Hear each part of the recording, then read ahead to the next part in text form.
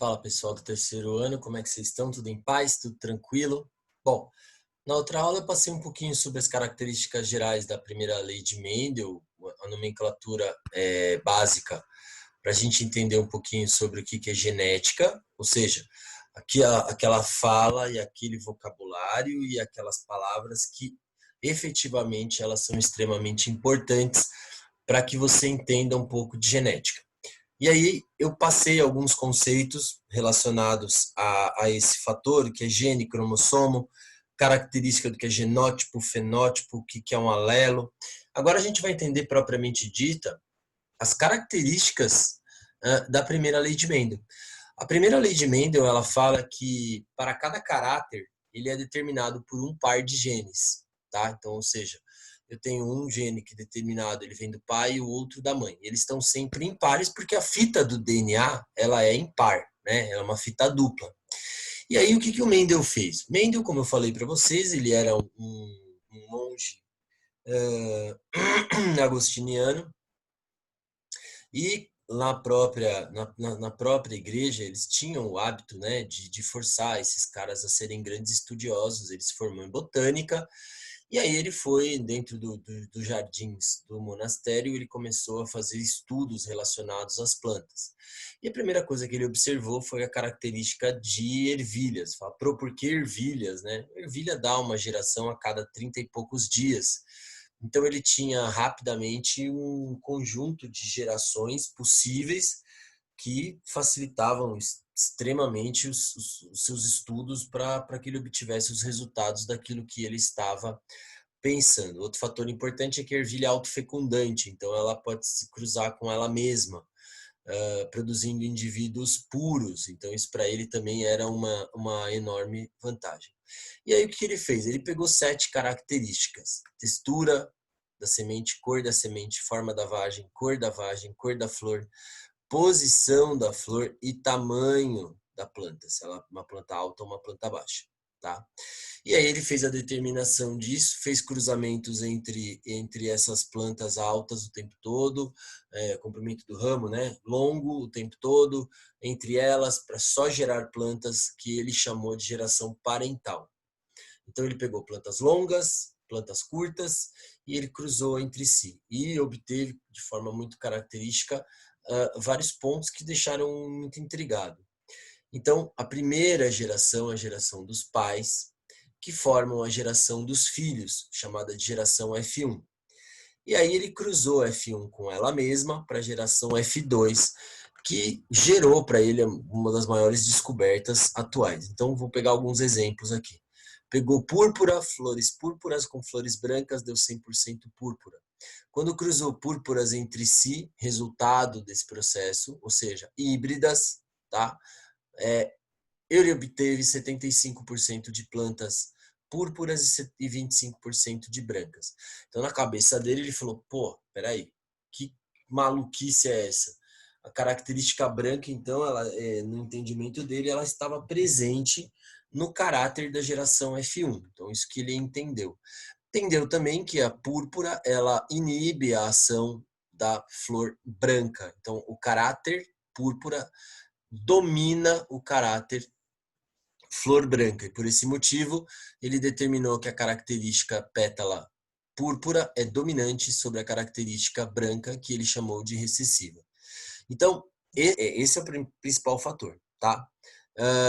E determinou efetivamente que uma característica vem do pai e uma outra característica vem da mãe, tá? Outro detalhe importante está ligado em relação à nomenclatura, tá? A letra, ela é sempre determinada pelo recessivo. Então, por exemplo, olho azul é recessivo, olho preto é dominante. Então, a pessoa vai ser azão, cor preta, azinho, cor azul, tá? Por caráter. A pessoa tem cabelo preto e cabelo loiro. Então, loiro é recessivo. Então, é Elinho para uma pessoa que é loira e Elão, ou L maiúsculo, para uma pessoa que é de cabelo preto, tá? Então, cada característica é determinada por um par de fatores que se segregam durante a formação dos gametas, ok? Que é o processo de meiose, tá? E aí, a partir daí, a gente desenvolve o caráter, né, dos cruzamentos mendelianos, chamados de cruzamento teste. Então, o que ele foi fazendo? Primeiro cruzou, né, planta branca com planta púrpura, deu só planta púrpura. Porém, essa planta era bezão, né, num primeiro momento. Né? Então, só deu origem a bezão bezinho, todas púrpuras. Cruzou elas entre si, bezão bezinho com bezão bezinho, e aí ele obteve bezão com bezão, bezão com bezinho, bezinho com bezão e bezinho com bezinho. E tchau, tchau. Então, essa é uma característica bastante importante, obtendo aí o que a gente chama de diagrama de Pinet, tá? Ou xadrez mendeliano. Hashtag jogo da velha do Mendel. Eu chamo assim, carinhosamente.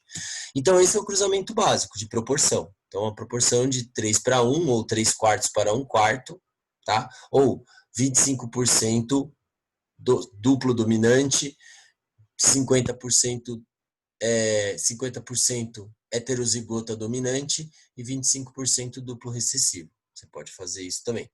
Se você for fazendo outros cruzamentos, por exemplo, uma púrpura, né? Bezão, bezão, com uma bezinho, vai ficar assim. Se você cruzar uma bezinho com uma bezinho, você vai ter 50% branca e 50% púrpura, tá? Então, esses são chamados cruzamentos testes, e eles são muito comuns e, tipo, sempre acontecem do mesmo jeito. Outra coisa que a gente tem são os heredogramas, também chamados de mapas familiares, e é como nós montamos, tá? Então, quadrado, eu prefiro usar quadrado para homem, tá? E círculo para mulher é mais comum. Losango, um losango, ele é sexo desconhecido. Normalmente a gente fala criança.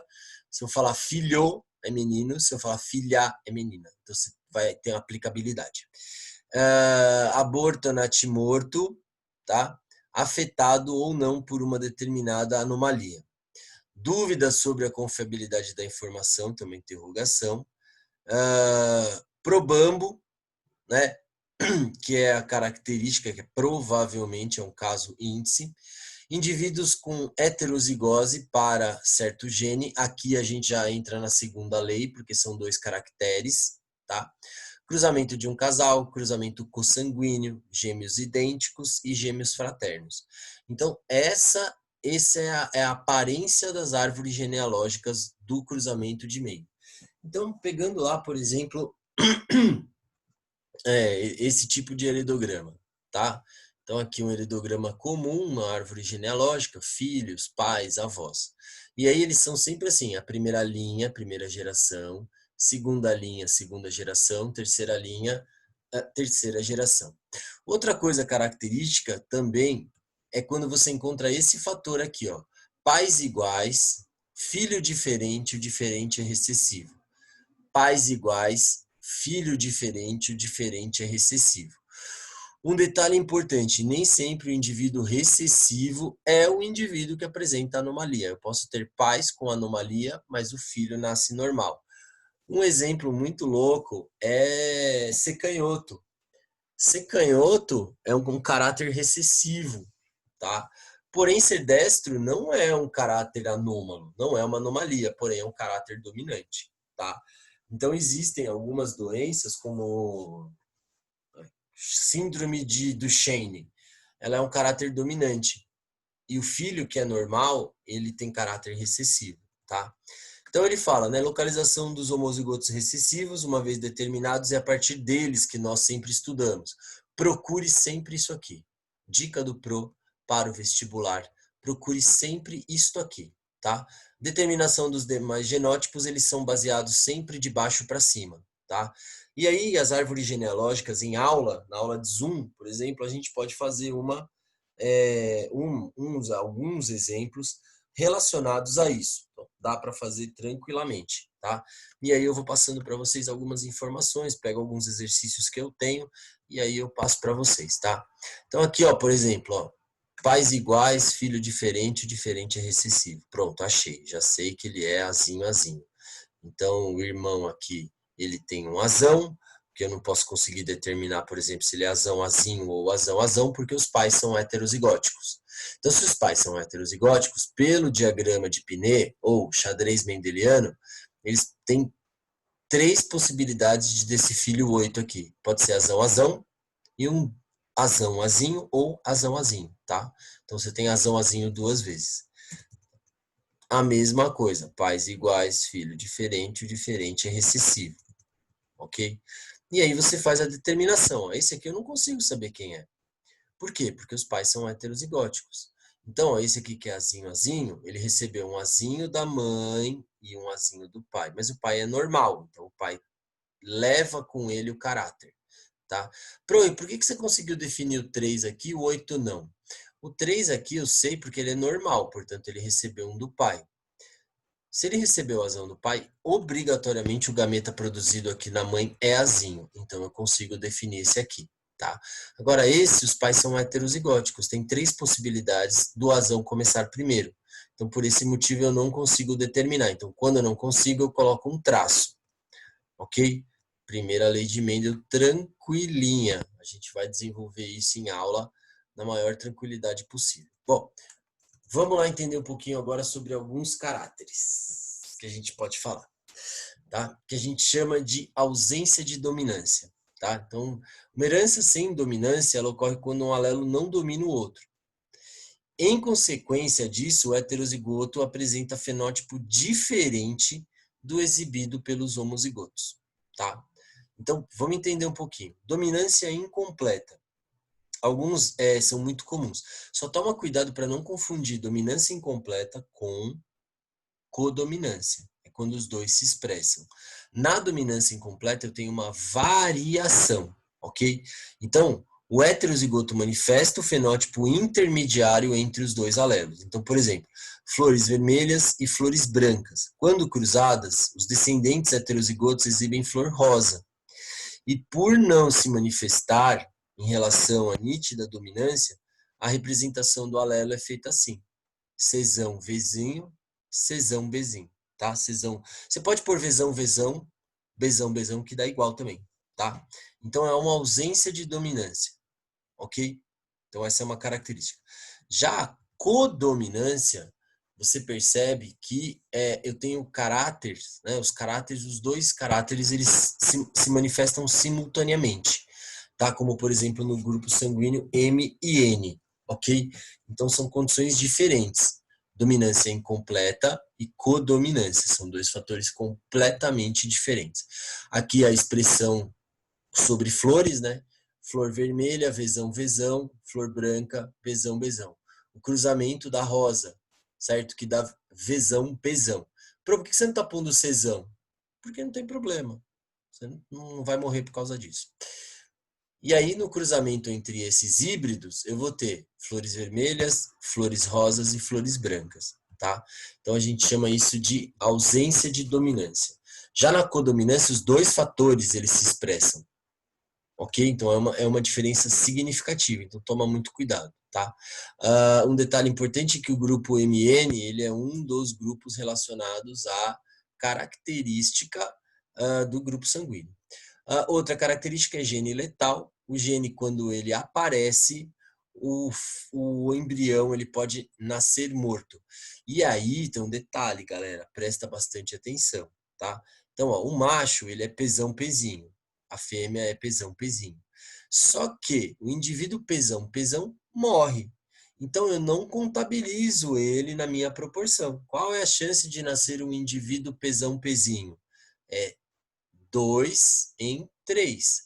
Qual a chance de nascer pezinho, pezinho? 1 em 3, tá? Então, cai para 1/3, ao invés de ser 4. Então, o alelo letal é aquele que morre. Não importa se morre imediatamente ou se, de repente, nasce e depois morre, tá? Os 2 fatores determinam para mim o que a gente chama de gene letal, tá? E por último, para a gente ficar mais tranquilo, o que a gente chama de pleiotropia. É aquele em que a característica, né, ela determina o aparecimento simultâneo de várias características. Então, por exemplo, o alelo humano para fibrose cística, Doença caracterizada pela alteração de secreções no corpo, tá? Principalmente digestivas, de muco de vias aéreas e suor. Em consequência, o indivíduo afetado apresenta distúrbio digestivo, problema respiratório, suor com elevada concentração de sal. Então, o gene pleotrópico, ele determina o aparecimento de várias manifestações fenotípicas, tá? Outro exemplo é a anemia falciforme, que em decorrência desse dobramento, né, as células não chegam até as partes do corpo, e isso causa anóxia celular, que pode causar uma série de problemas, ok? Tudo bem? Bom, vamos lá. Penetrância e expressividade, tá? A penetrância, ela é um percentual de ação daquele determinado gene, ok? Então, ele diz que nem sempre a presença de um genótipo em um indivíduo determina a manifestação do fenótipo correspondente, tá? Por quê? Porque a gente trabalha com a chamada penetrância. A penetrância, ela vem numa linha de percentuais, tá? Então, assim, em relação a um determinado alelo, todos os indivíduos portadores de um genótipo manifestam o fenótipo correspondente, penetrância completa. Todavia, nem todos os portadores do genótipo expressam esse fenótipo, penetrância incompleta. Então, por exemplo, a comptodactilia é determinada por um alelo cuja penetrância é 65%. Apenas 65% dos indivíduos são portadores. Então, a penetrância é dada, tá? Já estou avisando vocês que nos exercícios as penetrâncias são dadas, tá? Então, por exemplo, você tem lá, o cara ele vai te dar um cruzamento e vai te informar que tem penetrância incompleta e que essa penetrância é de 80% dos indivíduos. Então, você vai calcular para aquela determinada característica, tá? Sobre o total de indivíduos. Então, digamos que dê um resultado lá de 100 indivíduos e tem uma penetrância de 90%. Então, qual é o total de indivíduos que terão penetrância incompleta? 90. 10 terão penetrância completa ou característica normal, ok? Então, essa eu tenho exercícios de penetrância, eu tenho acho que 2, 3 bem legais para a gente poder discutir, tá? Bom, diferença entre gêmeo idêntico e fraterno. O gêmeo idêntico ele vem do mesmo óvulo, enquanto o gêmeo fraterno ele vem de óvulos e espermatozoides diferentes, ok? Só para entender. Outro detalhe varia na embriologia desses indivíduos. As digitais do indivíduo gêmeo da direita são voltadas, são circundantes para a direita, da esquerda circundantes para a esquerda, tá? Gêmeos fraternos podem nascer menino e menina, 2 meninas e 2 meninos, tá? Porque vai depender dos óvulos e dos espermatozoides. Quem determina o sexo é sempre o pai. E no caso de gêmeos idênticos, sempre serão do mesmo sexo, tá? Não esquece disso. E aqui os percentuais de discordância e concordância entre gêmeos, né? Alcoolismo, 100%. Tá? Então, 100% dos gêmeos idênticos são alcoólatras, se ele tiver esse problema. Tipo sanguíneo, 100%. Cor dos olhos, 99%. Retardo mental, 97%. Percebe que vai diminuindo, né? Que é taxa de concordância, que é proximidade. Tabagismo, 91%. Diabetes. Então, você percebam que a única, são para mim, na minha concepção biológica é menor, é o câncer. Tá? O câncer, ele cai bastante. Então, assim, normalmente, gêmeos têm menor percentual de câncer que pessoas que não são gêmeas. Ok? Ok? Então, ó, por exemplo, diabetes mellitus, herança e hereditariedade. A idade do início das manifestações, tá? De 0 a 19. Tá? O aumento do risco de ocorrência nos descendentes, de 18 a 40 vezes. Acima dos 40 anos é até 3 vezes maior, tá? Então, essas são características familiares, tá? De doenças, por exemplo, que são de caráter genético, como é o caso do diabetes. Tudo bem? Então, essas são características gerais. O que eu quero? Quero trabalhar com vocês esses exercícios dentro das nossas aulas de Zoom, tá? E aí nós vamos organizar tudo isso também para a aula de Zoom, não só isso, mas também como avaliativas. Ok? Então essa aí também é uma característica. Essa é a parte mais teórica, não vai ter jeito. Exercício de genética, vou ser bem honesto com vocês, é prática. é fazer um exercício repetidas vezes. Por isso que eu vou pedir para vocês me entregarem essas atividades aqui como forma de avaliativas, tá? Com prazo maior para entregar, porque esse conteúdo é um pouquinho mais chato, um pouquinho mais difícil, ok? Então, eu quero eles entregues em documento, tal, vocês vão me entregar isso tudo bonitinho, tá? E aí, conforme isso for passando, as dificuldades vão aparecer, porque viram as anomalias, viram algumas outras características, mas não é difícil. É só estudar com calma que a gente vai conseguir desenvolver bem essas características e esses exercícios, beleza? E aí a gente vai para depois para o capítulo 3 falar um pouquinho sobre grupos sanguíneos. Mas essas listas de exercício do capítulo 2, elas para mim elas vão ser muito importantes no desenrolar do desenvolvimento em estudos de genética com vocês, tá bom? Então, galera, a gente se vê na nossa próxima aula, né? E vamos aí batendo um papo na nossa aula de Zoom, tá bom? Super beijo para vocês. Beijos biológicos, até a próxima.